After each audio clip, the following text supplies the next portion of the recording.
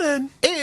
Who was cycling the longest straight road in Guatemala when suddenly their front wheel detached itself from their bike. They managed to gain their balance before they fell over and pushed forward on their back wheel. They got themselves to the nearest bike garage unscathed, whilst also accidentally setting the new Guinness World Record for the longest wheelie. Queen Elizabeth? But no! Two guys! What?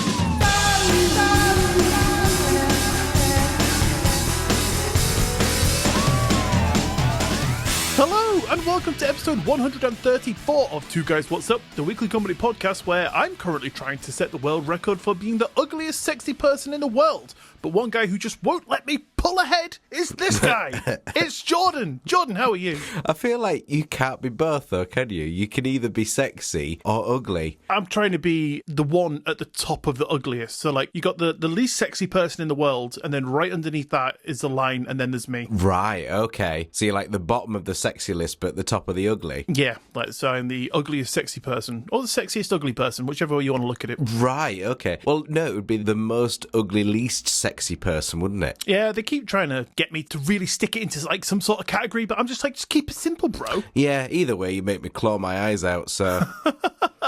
Whilst I'm horny. Hornily claw my eyes out. Oh, that's horrible. How's things? You've just come back, haven't you, from your son's, was it like a sports day? No, today was my youngest's induction at school. So he's going up to reception from nursery in September. Of course. So that was his first little look at his new classroom. Right. Did he seem to enjoy it? I fucking loved it, pal. He didn't want to leave. Oh, right. Well, I mean, that's a good thing. That is a good thing, yeah. Until they start giving him homework and telling him to sit down and listen and put your hand up when you want to speak, that sort of thing. You know, that's probably when he's going to start to dislike it. I don't know how bad it is in reception, to be honest with you, considering that really the only difference is going to be that he's marked on his drawings. Exactly, yeah. Like, what's it supposed to be? The sun? Shit. It's not even yellow, you idiot. What's it? Coloured in the lines? Good try, mate. That's not going to sway me. It's green. Stop using the left-handed scissors, you imbecile. So what is a scissors, mate? I have no idea what you're talking about. No, I'm sure he'll love it. I'm sure he will. I feel slightly weird because we are recording in the afternoon. We are. Yeah. We typically would record pretty early on in the morning. Yeah, I was going to say, this is probably new to you because you've never had an afternoon Ian. You only ever get me sort of like drop the kids off, get back, have my own little time to recuperate and rest a little bit. Then we start recording, you know, when I'm full of energy. Yeah. But now I've had half the day. I'm starting to dip. So it's going to be interesting for you. Okay, well, we'll soon find out, won't we, whether we do this in the future or not. But this is definitely not going to be able to be a recurring thing because I am cutting it so fine. So after we finish recording, I'm going to have to instantly zoom my way downstairs, do the dishes, get the bin in, take the rubbish out, tidy up, hoover, all within the space of about 15 minutes before my wife comes home, so it looks like I've done something today. Yeah, no, but to be fair, you have had to go with your son. I have had a busy day, well, a busy morning, but that does leave me, in my wife's eyes, about 3 hours afterwards. So she's going to be like, well, you had 3 hours. What have you been doing? Yeah, you could say that you've been making art with your friend. Oh, okay. Yeah, well, I'll let you come and be the interpreter for us. Okay. So you can get the brunt of the knuckle sandwich. I know, I don't fancy that anymore. Talk me out of it. I've had one before, yeah. I was up for it. I should have stopped while I was ahead. And also, I'm excited for the prospect that tomorrow we might actually finally jam on your new MicBook. My MacBook, yeah. I'm very excited. I might buy a couple more electric drum kits. Right. And we'll just plug them all in. Fill the room. Yeah, I've got space. We'll have them all going at the same time. Stick some on the wall. Good idea. Yeah, we'll get my MIDI keyboard plugged in. You can bring 5 guitars. Yeah, great. I mean, just dismantle the sex swing. You can put some on the ceiling as well. That's where I draw the line, pal. Oh, you're going to be swinging to each drum kit. I get it. Nice. Exactly, yeah. And then when I'm settled on one that I like, I'm going to put a fucking organ in the next one with a mic set up. What organ? Well, it is a sex swing, so I'll let you use your imagination. You can have the rotator on as well. Fuck it, why not, mate? Lovely, yeah. Go all out. I can't wait. Yeah, I'll really put my Mac through its paces, can't wait. It would be hilarious, though, if it just sputters or something. No, it wouldn't. That would be very disheartening. It would be hilarious.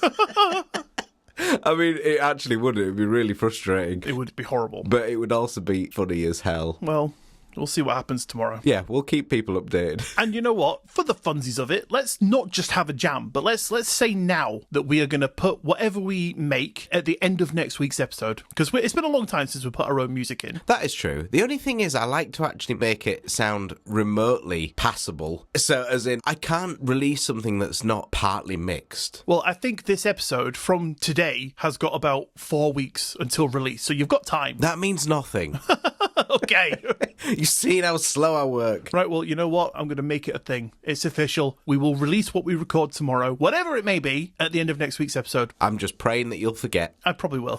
You're safe. I'm sure everyone else will hold you accountable. Absolutely, yeah. I'll be getting email after email. Oh, inundated, yeah. I'm sure. Where's that shitty mix? Where's that fucking song? I wouldn't even call it a song, it'll just be noise. Which I'm fine with. I like noise. Nice. But I sent you something to work with. I did some sweet guitar riffs and I sent them over to you and I said, work on that, mate. There's some gold for you. And I mean, I do appreciate it, but I love the fact that you were telling me the frets as it happened, as if I wouldn't be able to work it out. No, that was for me. That's definitely right. not for you. That was for purpose of me later. Like 7. Is it 7? Yes, 7. 9. I tell you what, let's not put that in right now. Yeah, hey, that's fair, isn't it? If we don't get a chance to maybe release the actual thing, we've got that to fall back on. Oh, thank God. Your original voice memo. There you go. Yeah, that was no, that was not for you. That was purely for me and my own remembering, because I'm not a guitarist. Are you not? Barely passes a drummer, mate. So when it comes to me trying to remember something, if I just had the music, I'd forget. No, I honestly thought you were just doing it for my benefit. God, no. Which, I mean, I did appreciate, but it wasn't necessary. I know fine well you could just look at the sound file and work out the chords. You were doing it as power chords as well, weren't you? Rather than individual strings. Not only power chords, the cheaty kind of power chords. 2-finger. Yeah, where you do like the root and the A string, the next one down, 2 frets higher. 2 frets high. Oh, yes. Yeah, I get you. Oh, I've confused the guitarist. I mentioned the word fret and he's like, what? Just don't say plectrum, I'll fucking blow. So you're doing it the Kurt Cobain style. Fuck knows, pal. 2 fingers, 3 notes. Yep. Nice. There you go.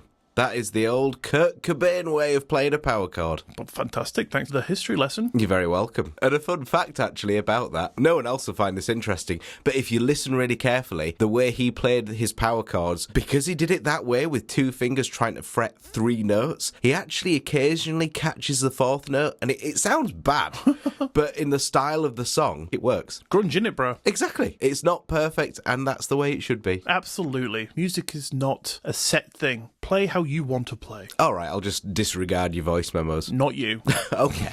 You do as you're told.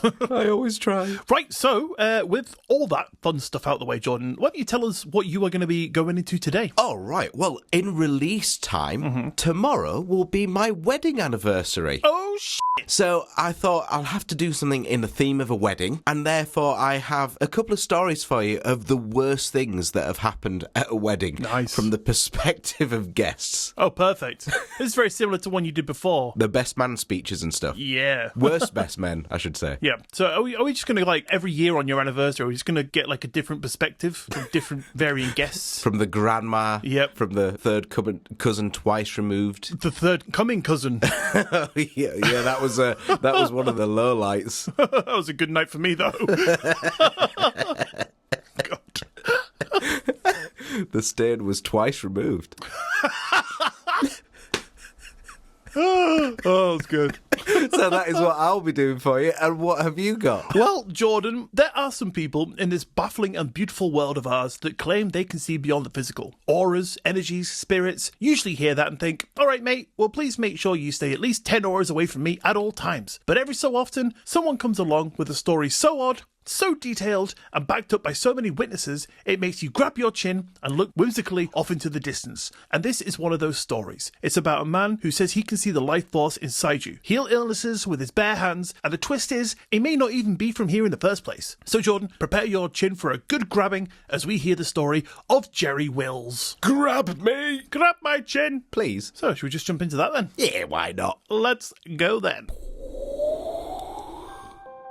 Jerry Wills was found on a doorstep in Kentucky in 1953. No note, no record of his birth, just a baby left on a doorstep. The couple that took him in, George and Vina Wills, said the night he arrived, the woods behind their house lit up with a strange pulsing glow. There was no sound, just light emanating from the trees, like something moving through them.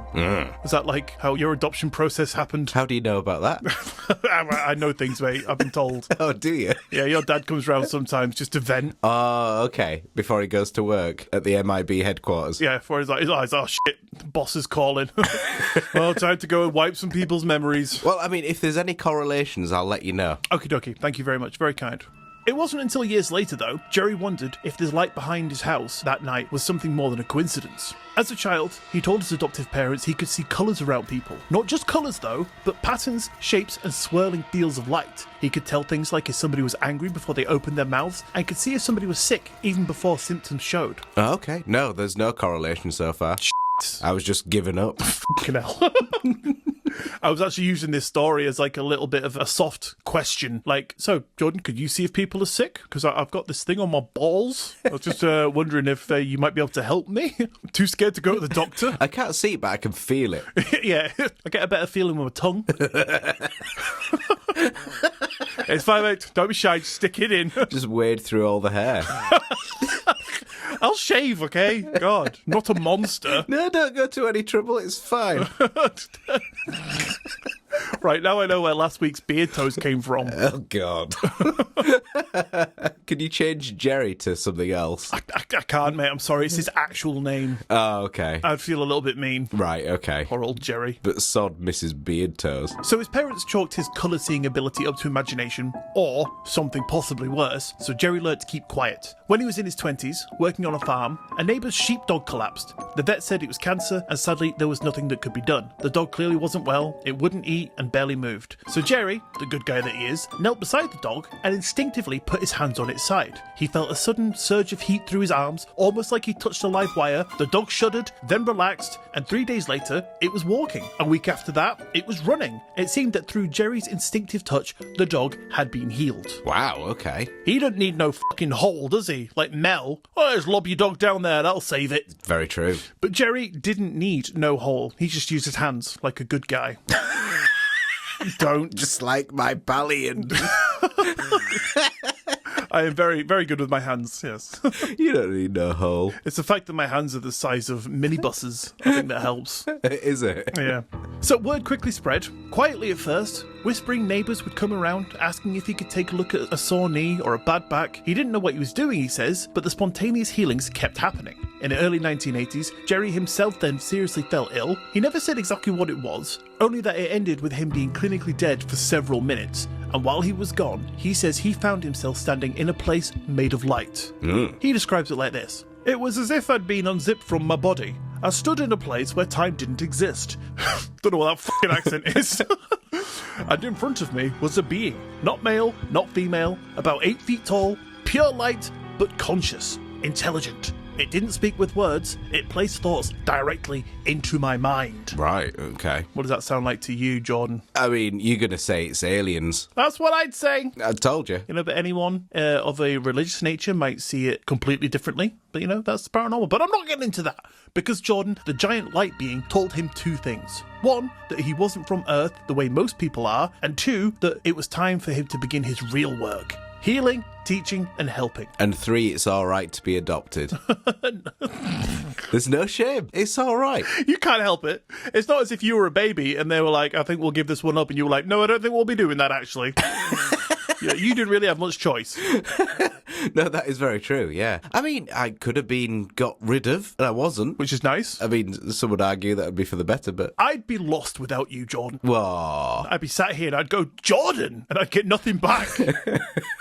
My wife would be like, oh, he's doing that thing again. Who's Jordan? What is a Jordan, Ian?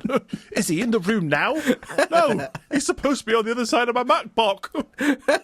So when he came back from this place that he was in, his abilities were stronger. They were more precise. He could now see injuries as distortions in someone's energy field. He says he didn't ask for this, it just was. And this is where Jerry started getting more technical and things got weirder. Right. Fuck God, not weirder. I mean, no, yeah, weirder, that's cool. Makes for a good story. He says that every person has what he calls an energy lattice, an invisible grid that runs through and around the body. Not a metaphor, mind you, an actual energetic structure, like scaffolding, that holds your physical, emotional, and spiritual health in place. When somebody gets sick or injured, it's because part of that lattice has collapsed or been damaged. You can tell that I'm tired because I totally legitimately read that as energy lettuce. I was like, what is this? All right, he's scamming people. Everyone's got an energy lettuce and a spiritual cabbage. You're looking very icebergy today. Icebergy. Oh, I'm feeling a bit rockety today. Romani. God.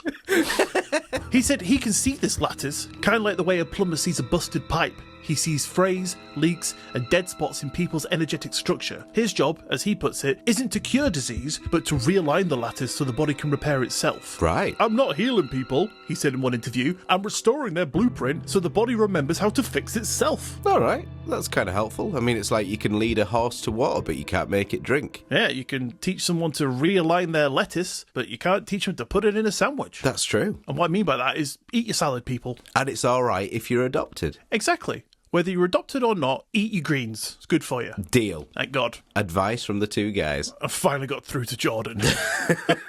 Fine. Puts the burger down. Picks up a whole head of lettuce. No, it's all right. It's got some lettuce in it. It's fine. Oh, well, if you're already doing it, mate, don't need my advice. No, it's all right. But Jordan, not one, not two, but dozens of people have gone public over the years saying Jerry Wheels healed them. Not just colds and muscle aches, we're talking chronic, sometimes terminal conditions. And while none of it's been proven in clinical trials, the stories are compelling. So let's hear some. All right. First up, we have Bonnie Lee from Florida. She says she had fibromyalgia and chronic fatigue. The poor woman could barely get out of bed, and after just 2 sessions with Jerry, she reported full remission.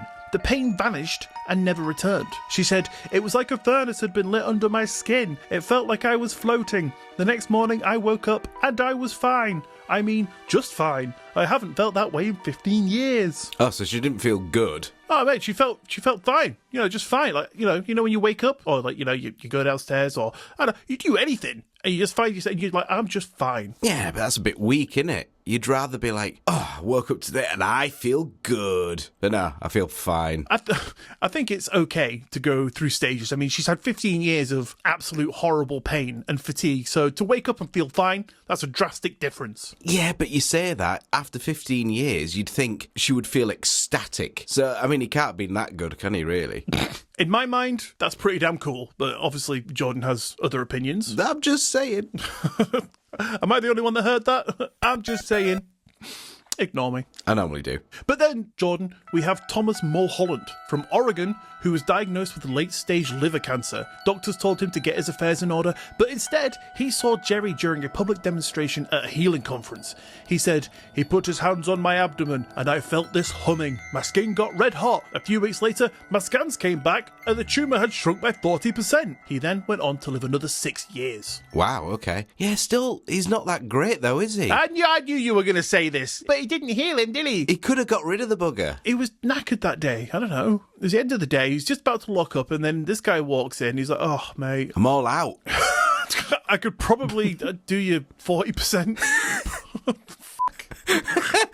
I mean, we joke, but I mean, that is what happened. Yeah, I mean, I doubt it went down that way, but yeah. I mean, I knew you were going to pick up, like, well, he didn't cure him, but, you know, he did something, which is pretty cool. He gave the guy another 6 years. Yeah, fair enough. I mean, it's 6 more years to get his affairs in order, I guess. Exactly, yeah. So I would love to get my affairs in order, but I'm not going that long. And one of my affairs is in Australia. And it's going to take me 5 years to save up to get there. Can you do me the 6? Yeah. Buddy, you got a deal.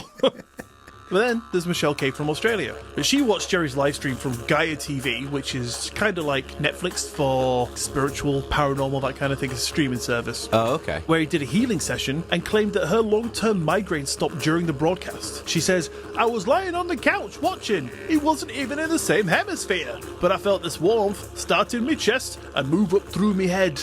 I haven't had a migraine since. So how's that one for you, Jordan? Was she Northern? No, she's from Australia. Okay, didn't sound like it. I've been working on my accent. Was that not good? Really wasn't. Since the Dugouts episode, I've been trying to perfect it. I'd just try something else for a hobby. Yeah, give up on the drums, give up on the recording. Don't do accents. Maybe just stick to what you're good at, you wanker. Even that, you're not great. My hands are too big for myself. It's like fucking King Kong grabbing a toothpick. Oh, God.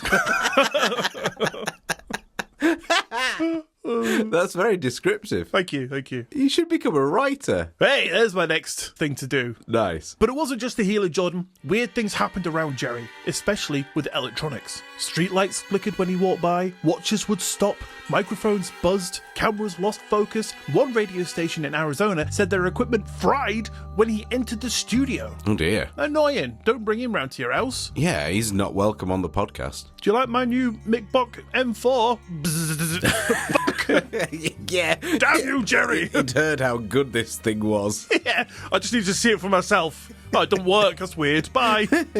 He says he sometimes drains batteries just by touching devices, and there are stories of entire sound systems shutting down at conferences during his talks, only to come back online the moment he steps off stage. Right. How convenient, some might say. Yeah, some might. But it's not intentional, he says. It's like I walk around with too much voltage. But it's not just tech, Jordan. Birds act strange around him, dogs either love him or instantly refuse to go near him, and people say they feel dizzy or euphoric in his presence. Right. Okay. I just need another hit of Jerry. So where is this guy from? Wills never outright says he's an alien, but let me tell you, he's dropped enough hints to fill a crashed saucer. He says in one interview, I don't think I came from somewhere else, but I think I came through somewhere else. What on earth does that mean?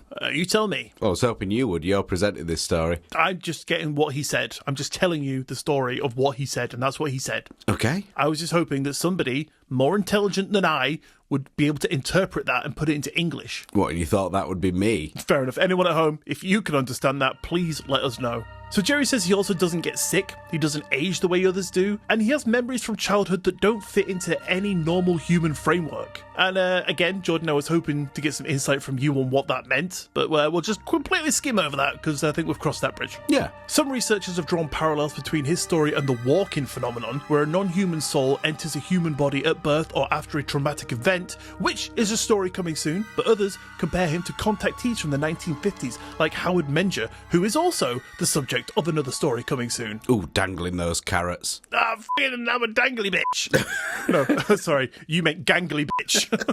So he's been healing people for over 30 years. He's not getting rich off it. He's not claiming to be the next messiah. He's soft-spoken, grounded, even kind of awkward. But he's also carried around this quiet certainty that there's more to life and reality than we're taught, and that if we just learn to really see it, we could change everything. So is he a human with a rare gift, a contactee carrying alien knowledge, or just the world's most convincing placebo effect with a dodgy relationship to technology? Who really knows? But Jordan, the only thing I really, truly want to know is, what do you think? Interesting. I enjoy the story of it.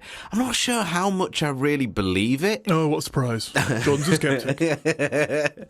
I just like healers and faith healers and stuff. I don't know. I'd say he's not a faith healer. He's not doing it off the back of religion. No. He's just like, mate, I got some powers. You could consider them one and the same, though, couldn't you, really? Well, you know, you can draw parallels, but he's not saying, oh, God gives me the power to cure you. Of course. Give me all your money, that kind of thing. Just remind me, when was this supposedly all happening? 1953, he was left on the doorstep, and then he's still going, I think to this day, because Gaia's a recent thing, so he did that broadcast, and that lady was healed. Right, okay, so he's still alive now? Yeah, get him on the show, mate, but don't bring him round to my house. My Nick Bock wants to live another day.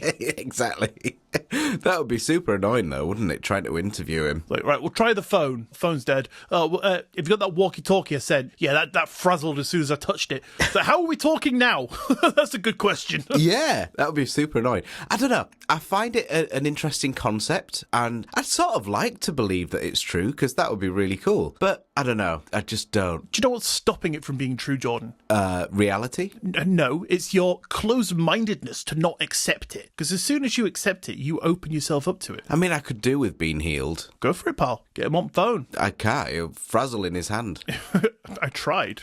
He broke it. Yeah, I don't know. It's interesting. But you see all sorts of... With what I'm going to say will just sound like I'm saying he's a fraudster, and I'm not suggesting that really. Kind of sounds that way. No, you see so many fake healers, and part of why it works is just the... Placebo effect. Yeah, it's the placebo, but it's also the kind of excitement and adrenaline in the moment. Yeah. You know, so anyone that has any kind of issue is probably going to feel less effects of it. Yeah. Just because of being surrounded within that. And plus the placebo of what you said, of thinking it is going to happen, probably will allow it to. That even happened on one of Darren Brown's old tours for Showman, didn't it? Where he did an openly fake faith healing bit for the whole second half, had people who supposedly couldn't see, you know, from the audience or couldn't walk properly, and he did an openly, admittedly, fake healing on them, and they found that they were vast improved. And he said that even after that, months later, he'd get letters from people in the audience to say that they've never been that badly again since. Oh, no way. So, I mean, yeah, so it's kind of weird. Do you know what I think Darren Brown's fucking angle is?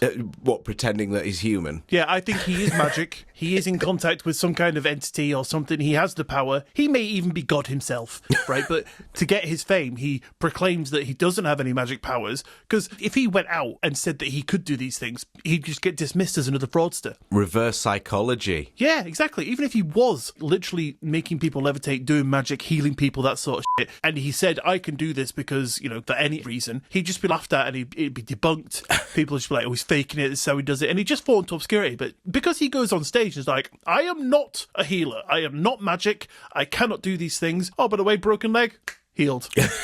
People just go, oh, well, he's saying he's not really doing it, but you've just said that people went home and were like, months later, like, yeah, I've never been that bad again. It is weird, isn't it? I would believe that if I didn't know how he was doing all the methods, so... Okay, how does he heal people? Tell me that, Jordan. I can't get into it in a public forum. Oh, right. Why, has he held you accountable? Yes. Oh, I know, because you've met him, haven't you? He is behind me. It wouldn't surprise me. He's about to adopt me. I don't want to ruin it for myself. Okay, right, fair enough, yeah. He's got you, knuckle sandwich aiming your way. You fucking reveal them secrets, mate.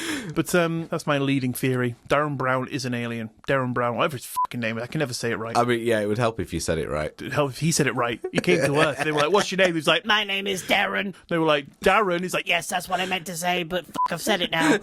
The other thing, and we'll move from this topic there, have you seen on, I think it was Twitter, there's this lady and she posts all the time to say that basically Darren Brown is trying to get her and stuff. All right. Like, it's pretty surreal, the stories that she goes into, and it's all in uppercase. And I think they had to address it at one of the recent shows because I don't think it was the same lady, but someone started shouting out similar things. Oh, right. During the performance.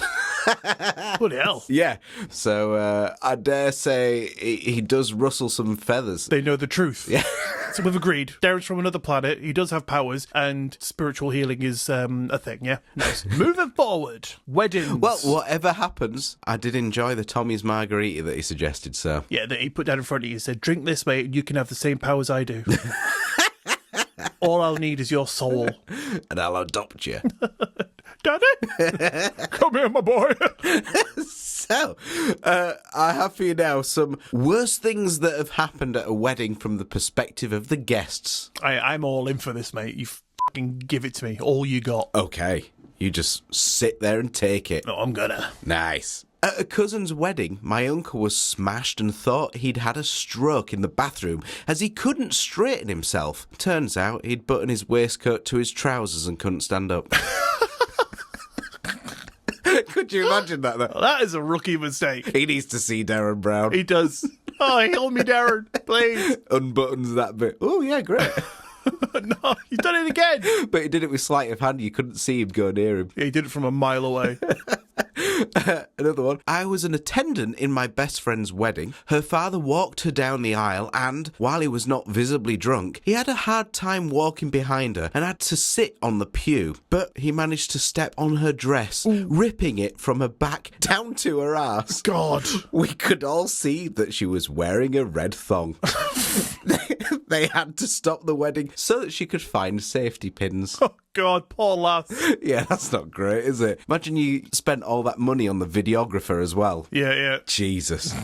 Imagine that, though, like on the day. It's supposed to be the day that you are committing your life to one other person, and that is the one day that you show 100 people your ass. You'd be like, fuck. And the unfortunate thing is, the groom didn't even see it. Yeah, he was at the other side. He just saw a shocked face.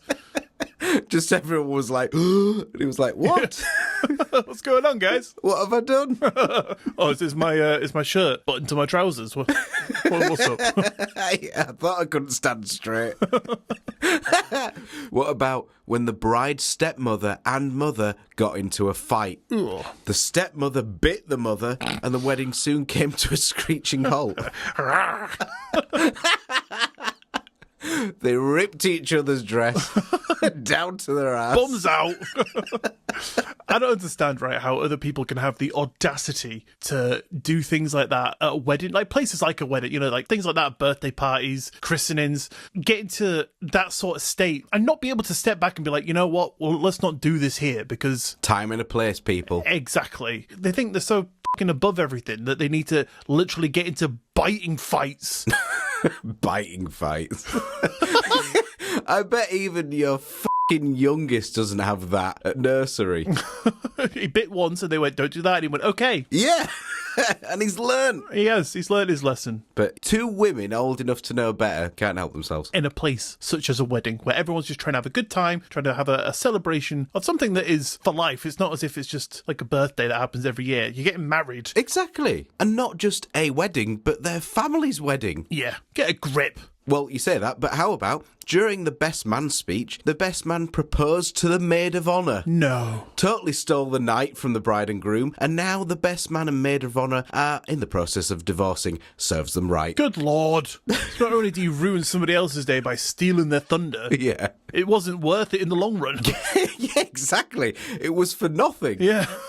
Pointless endeavour. Never mind. How about, was at a wedding this summer. The groom's family absolutely tore their son/brother apart during the speeches. They didn't say one loving thing and went on to talk about all the mistakes he'd made during his life. The worst thing they brought up was how he was responsible for a car accident that put someone in a coma. Fucking hell. I was cringing. Oh, and one more travesty. Dinner wasn't served until 10 p.m. The icing on the cake. Yeah. The very late cake. Someone else says they were at a friend's wedding. The bride's nephew, who's about 7, they think, was the ring bearer. However, instead of sitting at the front after he made it down the aisle with the rings, he decided to stay there and do karate moves in front of and sometimes behind the couple during the entire ceremony.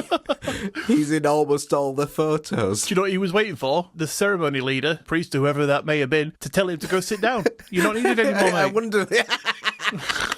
I wonder what knobhead would decide to stand at the...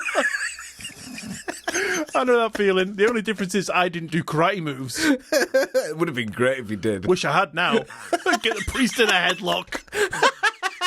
Just fucking knuckles on his head. You little bugger. Try to get out of this one. Should I sit down? Should I sit down?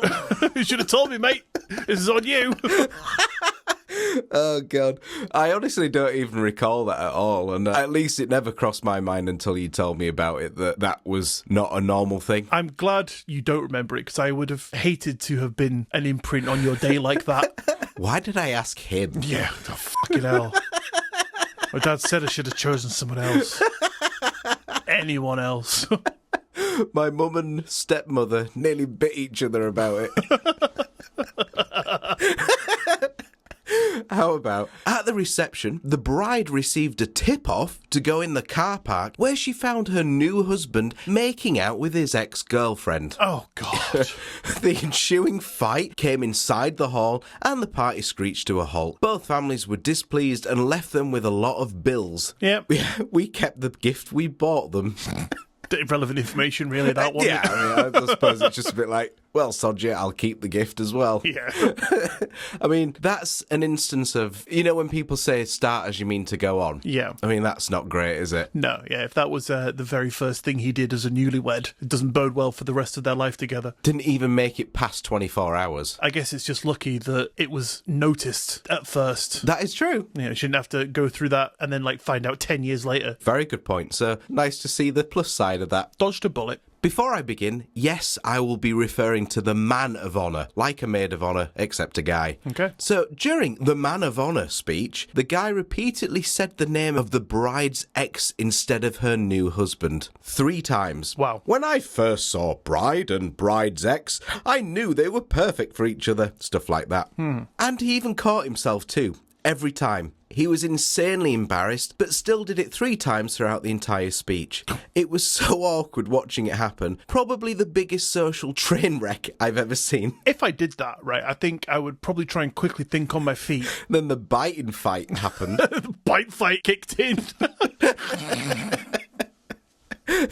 We need to AI a wedding bite fight video. Oh yeah, that would be good. I'll ask James. Yeah, we'll make it happen. At one of my best friend's weddings, the groom got so drunk that he straight up disappeared from the reception. Like, paranormally. Like, I'm so drunk. Just fades into the ether. Yeah, and you just see the ring just fall to the floor.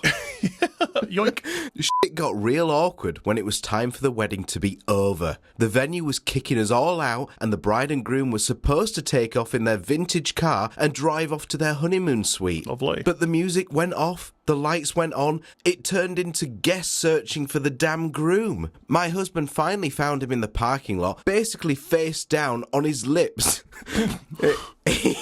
He helped him back into the wedding, which was the most awkward walk of shame past the bride's glaring dad and grandfather. The groom was too drunk to drive, so the bride's grandfather drove them to the hotel suite, which was about a 30-minute drive. My friend, who was the bride, later told me that when they got to the room, her new husband passed out cold on the bed, and the poor woman had to wander the halls in her wedding dress after hours looking for someone to unhook her dress so she could get out of it. Oh, God. That's not how you want to start your newly married life. No, it is not. Do you want to hear a brief story about my wedding? Okay. Right. So... Is this the X-rated version? No. Mate, there is no X-rated version. And I'll tell you for why. So my wife and I got married during COVID. It was very annoying because we had set everything all up. Like, we got our honeymoon bought. We were going to be going to Spain for 4 days. Yeah. We had everything set, paid for, guests invited, and then we bought our honeymoon tickets, and then we got home, turned on the news, and it was like, new global virus, by the way. We were like, oh shit, I hope this doesn't affect us.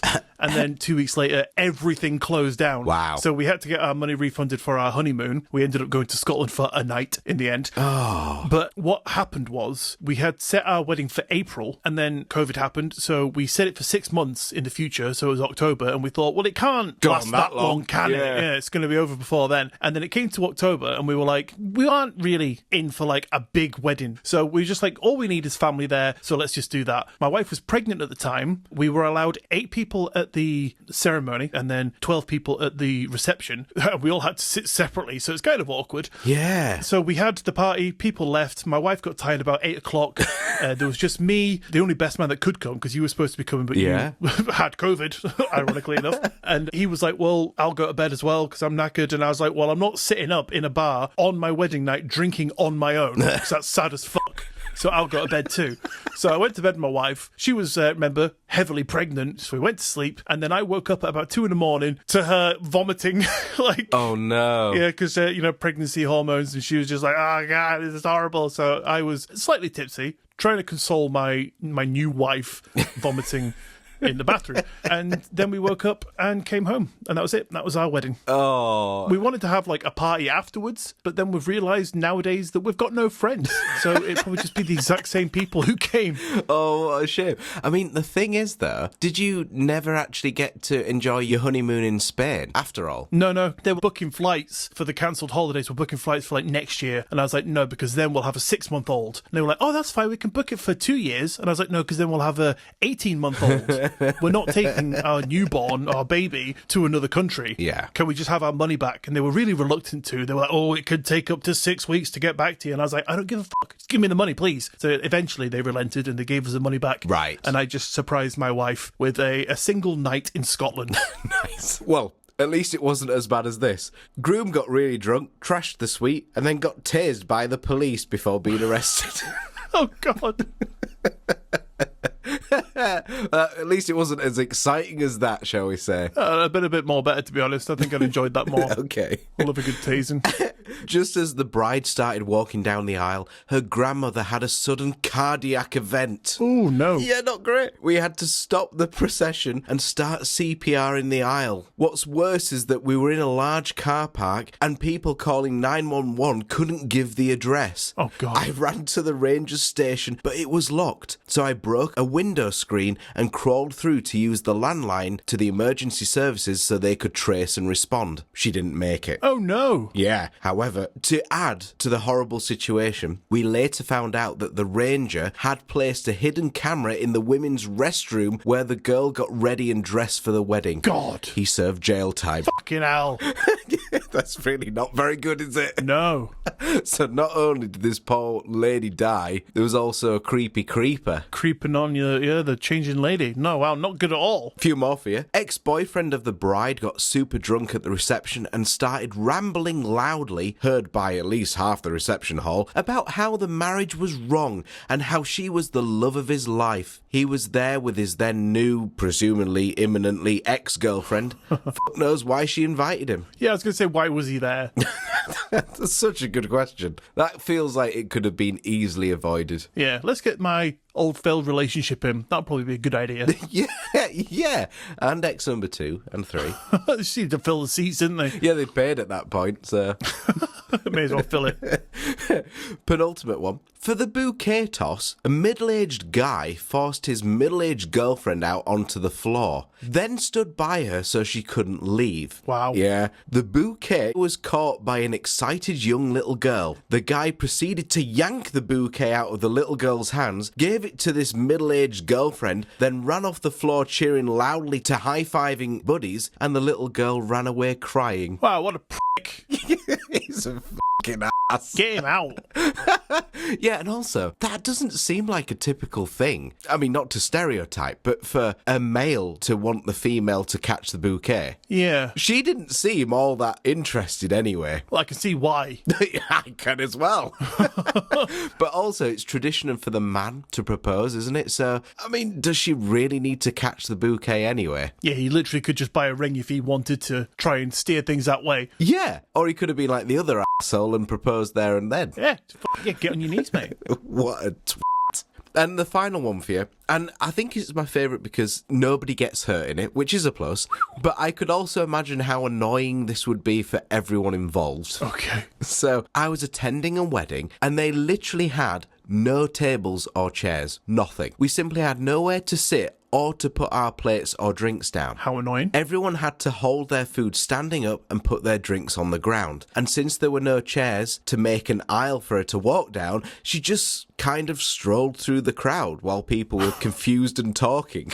Well, they didn't have any musical instruments. They just got the crowd to sing the wedding march. In 12 different keys. The uncle didn't know what it was, so he started the Imperial March. Everyone else like, da-da-da-da. And he's like, what are you doing? The wrong one, mate. She was wearing black, so I mean... Where are the chairs was the theme of the wedding. Where are the chairs? I was a close friend, so our group sent me to ask her why there were no tables and chairs, and she simply said, well, you had to pay extra for that. So we didn't. Oh, you know what? That's fair enough. If you don't have the money to do it, what are you expected to do? I suppose. I mean, I feel like you'd want to bring your own fucking chairs. How many chairs do you own? Enough for a wedding party? I mean, I bet I could buy some cheap chairs for less than the venue was asking and make sure my guests were okay. Yeah, but you'd think, I can't afford to get the chairs from the venue, you know, which I dare say would be suited to the decor, but you could possibly buy, I don't know, 50 deck chairs, but that wouldn't suit the aesthetics. You'd be like, I'd much prefer there to be no chairs than it to look shit. Yeah, no, but what about poor Aunt Sally, who can't walk much, has to sit down? Uninvited. Oh, right, okay.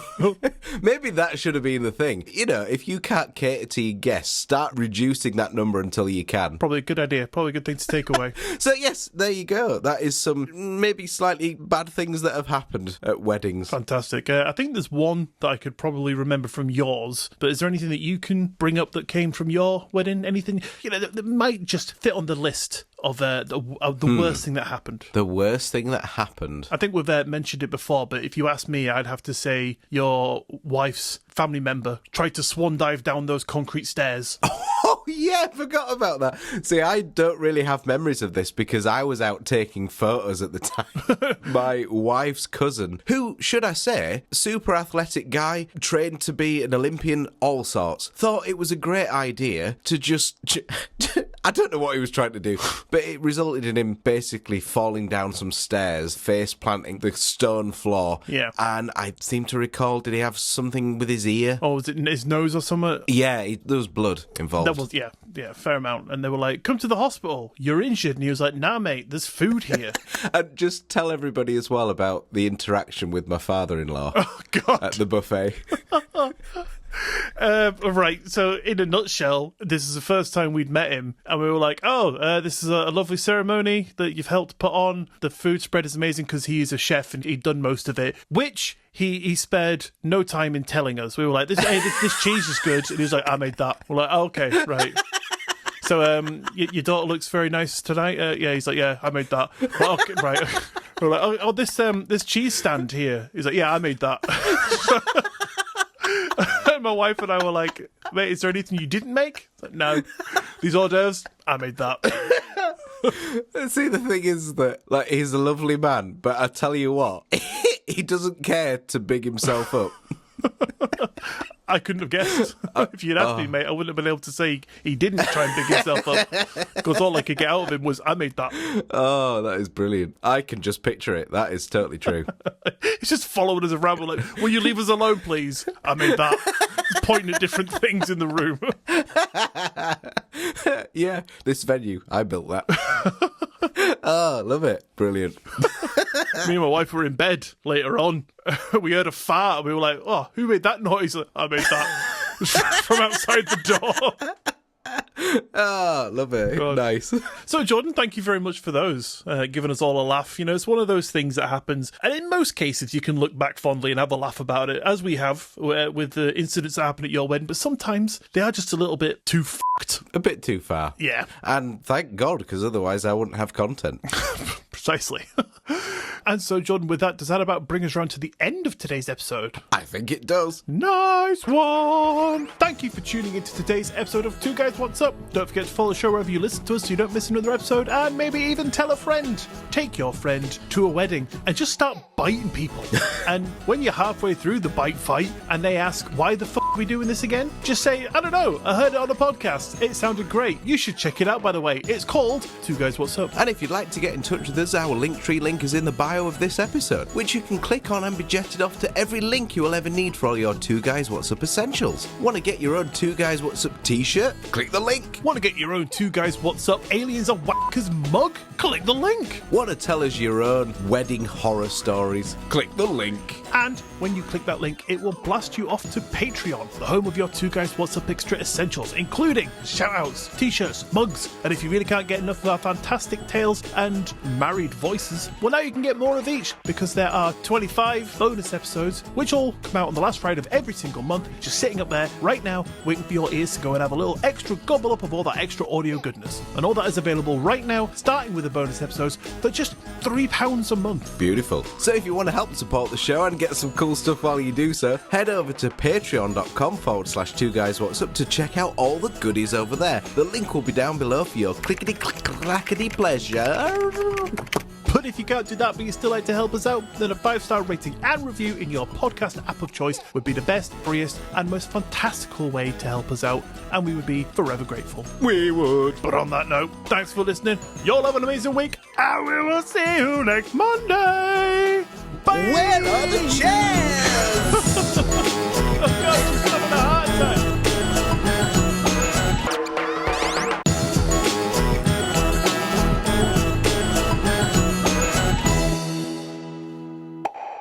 More intelligent intelligent than I would be able to interpret that and put it into English. What, and you thought that would be me? I was hoping, yes, you're my only friend. Okay. My wife's at work. The only guy I've got is an imaginary adopted bucket.